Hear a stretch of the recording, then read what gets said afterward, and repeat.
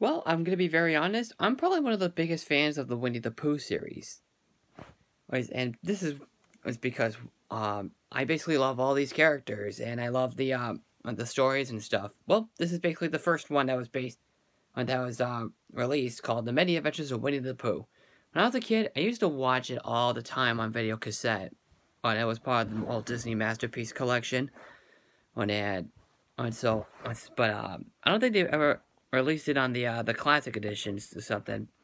But I do remember seeing it on the video cassettes of the Masterpiece collection. And what do you call it? And then but yeah, like I said, I'm a big fan of Winnie the Pooh, and who isn't?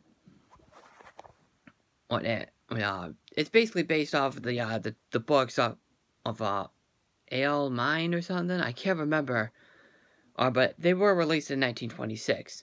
But anyway, what's the story? Well, there's actually like 5 stories in this movie. Or to count since I remember, or pretty much.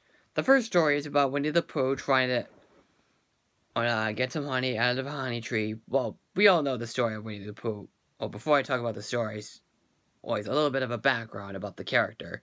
He's a bear that lives in the 100-acre wood with his best friend Christopher Robin, and his other friends like Tigger, Rabbit, Eeyore, Piglet, Kangaroo, an Owl, and Gopher. So like I said, the first story is about Pooh trying to get some honey, and then he basically fails at first. Sorry, just trying to get the phone steady a bit. But he fails at first, and then he comes across Christopher Robin. He helps him by using a balloon. But then he kind of fails again, and then he ran away, from the bees. The second story is the second story is with Pooh still trying to get honey, but basically goes into Rabbit's house and then has some lunch. But then he ate too much honey, and now he's stuck in the hole. But then Owl sees him as stuck in the hole, and Gopher pops up. I can actually do a Gopher impression, and I usually I do this with my best friend's brother, or whenever we get bored when we're standing in line at whatchamacallit. But I'll talk about that in a minute, actually. I'm already getting off topic.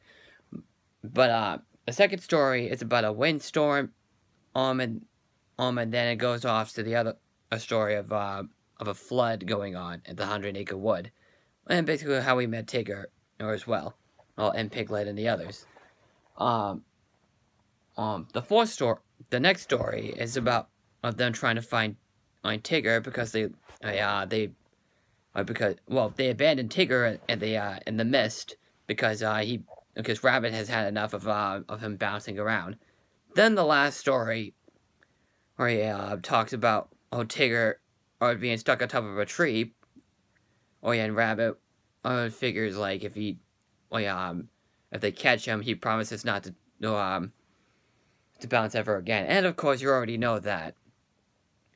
And then the end of the story is where Christopher Robin is like talking to him.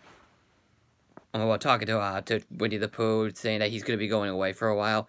And it ends off at the waterfall scene in the Jungle Book, where Christopher Robin is going on top of a rock and then throwing rocks this big giant boulder on top, throws some pebbles off the thing and has a stick on his hand. That's what Mowgli does at the last start of the Jungle Book.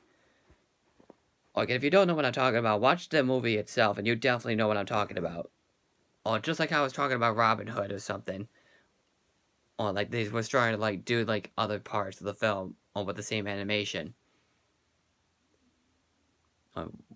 So the good thing about the film is that every story are so memorable. Every story that they would come across are so memorable. I love Winnie the Pooh. I love basically my favorite characters are your favorite characters. I love Winnie the Pooh. I love Piglet. I love Tigger, which is my absolute favorite character. I love Eeyore. I love Owl. I love Rabbit, Kangaroo, and Gopher. The stories really are very well connected to each other. The connections with the characters are very well done. And I really don't have any issues with the movie itself. They're all very solid characters, very solid premise. And that's pretty much it. Well, but I can also do a Gopher voice right now. Somebody call for the excavation expert? I know the book. What about your service? Well, go first. The name, and I got my card. What's your problem? What else? Oh, yeah. What? It certainly is. I'm working the strange afternoon to have my midnight snack. Say, ain't you that a stuck-up bear? I still like I got blasted out of there. What sort of lunch is in that lunchbox? Well, let's see here. What? Summer squash? Salmon salad? Succotash? Spiced custard? And honey? Honey? Oh no! Could you spare a small mackerel? Say, you want to do something about the speech impediment, honey? Oh, yeah.